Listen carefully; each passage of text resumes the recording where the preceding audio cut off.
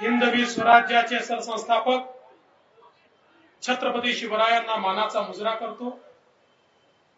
भारतीय राज्यघटनेचे शिल्पकार भारतरत्न डॉक्टर बाबासाहेब आंबेडकर यांना मानवंदना अर्पित करतो। आज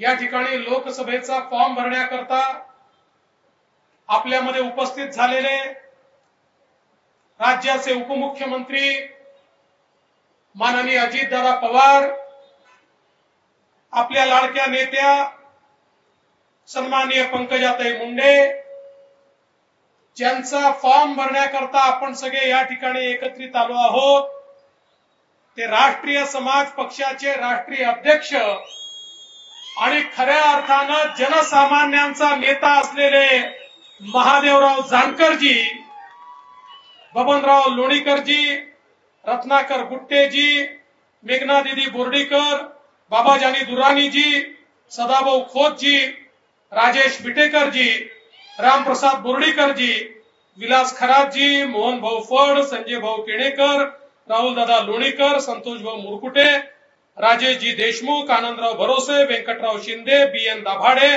प्रताप भाऊ देशमुख, सतीश घाडगे, भावनाताई नखाते, मंचावरील सर्व मान्यवर आणि उपस्थित सर्व भगिनी आणि बंधूंनो, दादांनी आत्ताच सांगितलं आम्हाला याला उशीर का झाला।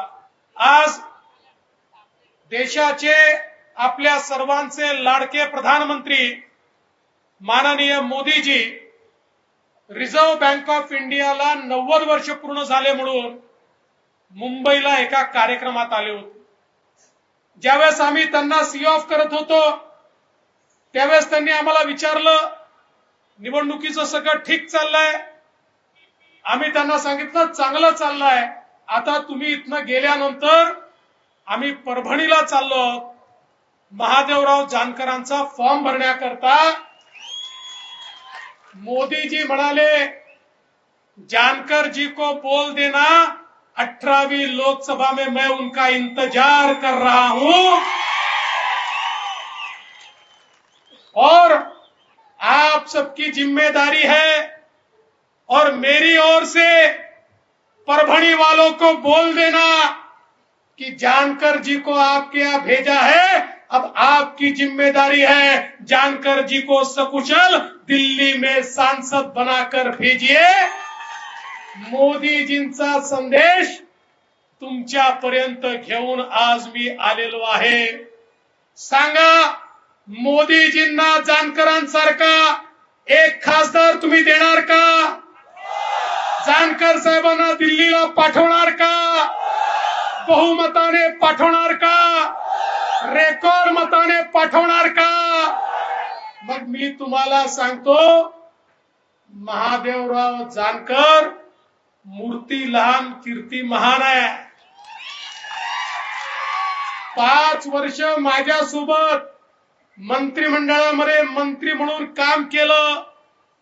कुरकुर नाही, कुरबुर नाही, सातत्याने आपल्या खात्याचं काम अतिशय नेटाने करायचं, सामान्य माणसाकरता काम करायचं आणि 5 वर्षामध्ये 1 रुपयाचा डाग देखील या महादेव जानकरांवर कोणी लावू शकलं नाही।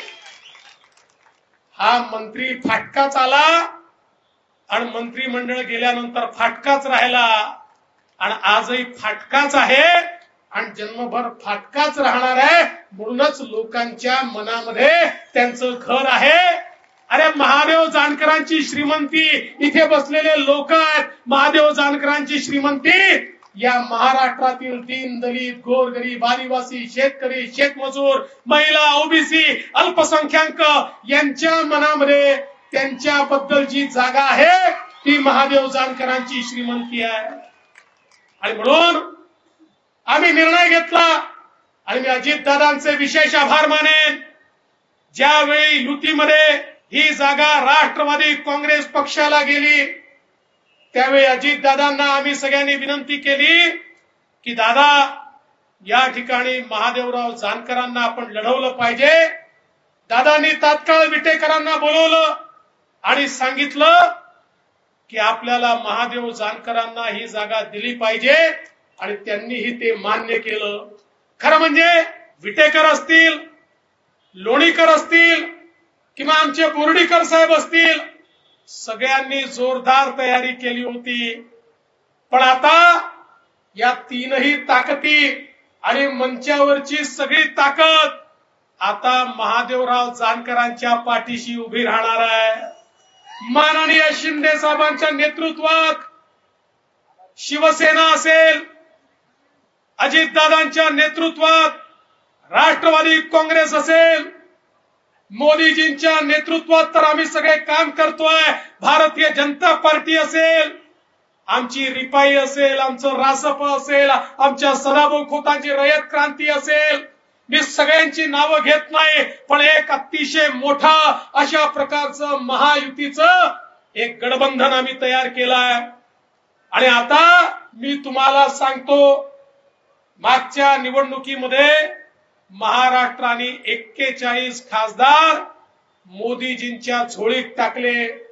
आता तो रेकॉर्ड आम्ही मोडणार आहोत आणि त्याही पेक्षा जास्त खासदार या ठिकाणी मोदीजींसोबत जाणार आहेत. आणि त्या खासदारांमध्ये जशा आमच्या पंकजाताई असणार आहेत, तसेच आमचे महादेवराव जानकर देखील त्या खासदारांमध्ये असणार आहेत, हा विश्वास मला आहे.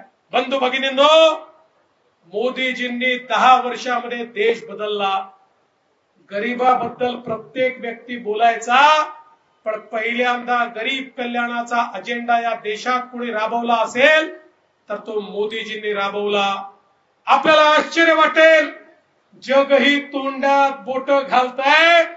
10 वर्षामध्ये 25 कोटी लोकांना गरिबी रेषेच्या बाहेर काढण्याचं काम हे माननीय मोदी साहेबांनी करून दाखवलं. जगातले अर्थशास्त्री म्हणतात, हे भारतामध्ये काय आश्चर्य झालं, जे विकसित देशांना जमलं नाही ते मोदीजींनी कसं करून दाखवलं. कारण मोदीजींनी मुठभर लोकांकरता काम केलं नाही. गरीबाला घर मिळालं पाहिजे, गरीबाला पाणी मिळालं पाहिजे, गरीबाच्या घरी वीज गेली पाहिजे, गरीबाच्या घरी सिलेंडर गेलं पाहिजे, गरीबांच्या आमच्या महिलांना शौचालय मिळालं पाहिजे, मुद्राचं लोन मिळालं पाहिजे, मुलांना स्कॉलरशिप मिळाली पाहिजे, स्किलच्या माध्यमातून नोकऱ्या मिळाल्या पाहिजे.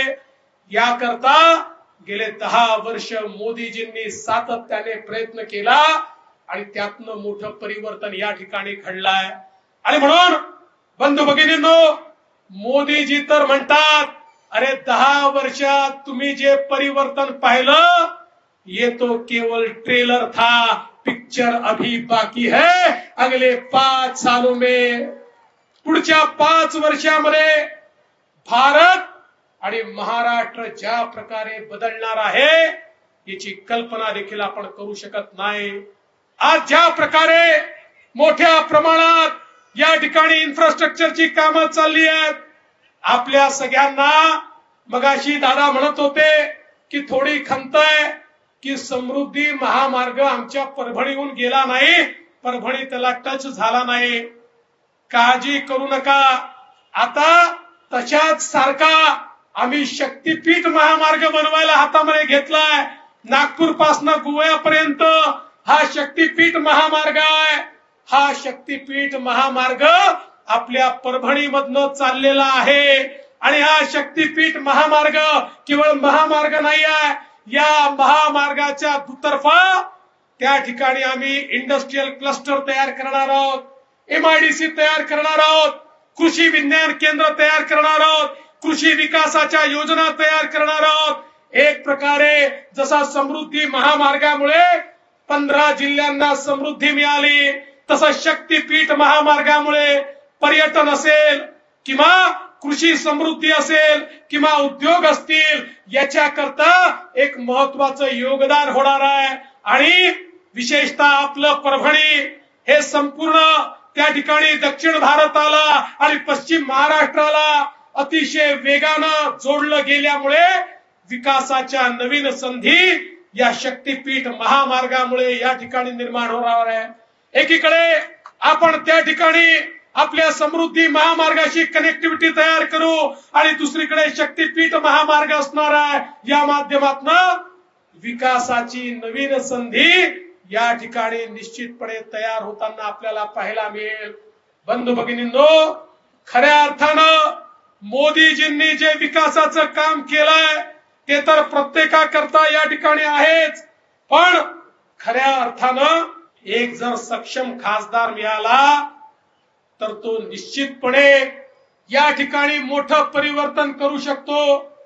जुन्या खासदारांकरता आम्हीच मतं मागायचो, पण दुर्दैवाने सांगावं असं वाटतं की ते निवडून आल्यानंतर तुम्हालाही विसरायचे, दिल्लीलाही विसरायचे, लोकसभेलाही विसरायचे आणि विकासालाही विसरायचे। त्यांचा फंडा पक्का होता, निवडणूक आलं की उभं राहायचं, लोकांची मतं मागायची आणि त्यानंतर विकासाला विसरून जायचं। पण मी तुम्हाला सांगतो, महादेव जानकर असा माणूस आहे जो कर्ज रूपाने तुमचं मत मागतोय आणि एक कर्ज महादेवराव जानकर 5 वर्षामध्ये विकासाच्या व्याजासहित तुम्हाला परत करतील, हा विश्वास तुम्हाला देण्याकरता आलो आहे। बंधू भगिनींनो, महादेव जानकरांना मत म्हणजे मोदीजींना मत आहे। आता तुम्ही बघा, या ठिकाणी वेगवेगळ्या गोष्टी सांगितल्या जातात। मोदीजींनी ज्या योजना आणल्या, मोदीजींनी जर घराची योजना आणली तर मोदीजींनी कोणाला जात विचारली नाही, कोणाला धर्म विचारला नाही, कोणाला पंथ विचारला नाही। मोदीजींनी विचारलं नाही तू हिंदू आहे का मुसलमान आहे, तू दलित आहे का आदिवासी आहे। मोदीजींनी प्रत्येक गरीबाला घर दिलं, मोदीजींनी गॅस दिला तर कोणाला जात विचारली नाही, मोदीजींनी पाण्याचं कनेक्शन दिलं तर कोणाला जात आणि धर्म विचारला नाही। मोदीजी सांगतात जात आणि धर्म एकच आहे आणि तो म्हणजे गरिबी आहे, तो म्हणजे जो गरीब आहे त्याचा विकास करणं हाच माझा धर्म आहे। आणि हे सांगणाऱ्या मोदीजींच्या पाठीशी महादेवराव जानकरांना आपल्याला उभं करायचं आहे। महादेवराव जानकरांना वोट म्हणजे नरेंद्र मोदींना वोट आहे, लक्षात ठेवा। महादेवराव जानकरांना वोट म्हणजे मोदीजींना वोट आहे आणि हे लक्षात ठेवा, मोदीजींना वोट देत असताना महादेवराव जानकरांचं चिन्ह आता लवकरच येणार आहे, नाहीतर तुम्ही तिथे कमळ किंवा धनुष्यबाण किंवा घड्याळ शोधाल। कमळ, धनुष्यबाण आणि घड्याळ हे महादेवराव जानकरांच्या पाठीशी उभा आहे। 2-3 दिवसात त्यांचं चिन्ह हे आपल्याला मिळणार आहे। एकदा ते चिन्ह मिळालं की आपल्या सगळ्यांना त्या चिन्हाला सोबत घेऊन घराघरापर्यंत हे चिन्ह पोचवायचं आहे आणि महादेवराव जानकरांना निवडून आणायचं आहे। दादांनी जे सांगितलं ते मी पुन्हा सांगतो, हा साधा माणूस आहे, हा फाटका माणूस आहे, त्याच्यामुळे यांची निवडणूक जनतेची निवडणूक करा। ही नेत्याची निवडणूक नाही आहे, ही जनतेची निवडणूक आहे।